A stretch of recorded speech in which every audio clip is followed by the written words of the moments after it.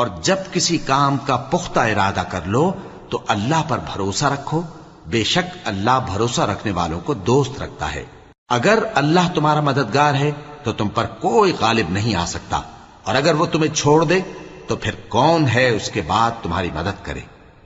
اور مومنوں کو تو چاہیے کہ اللہ ہی پر بھروسہ رکھیں، اور کبھی نہیں ہو سکتا کہ کوئی پیغمبر خیانت کرے، اور خیانت کرنے والوں کو قیامت کے دن خیانت کی ہوئی چیز اللہ کے روبرو لا حاضر کرنی ہوگی، پھر ہر شخص کو اس کے اعمال کا پورا پورا بدلہ دیا جائے گا، اور ان کے ساتھ بے انصافی نہیں کی جائے گی۔ بھلا جو شخص اللہ کی خوشنودی کا تابع ہو وہ اس شخص کی طرح ہو سکتا ہے جو اللہ کی ناخوشی میں گرفتار ہو، اور جس کا ٹھکانہ دوزخ ہے اور وہ برا ٹھکانہ ہے۔ سب لوگوں کے اللہ کے ہاں مختلف درجے ہیں، اور اللہ ان کے سب اعمال دیکھ رہا ہے۔ اللہ نے مومنوں پر یقین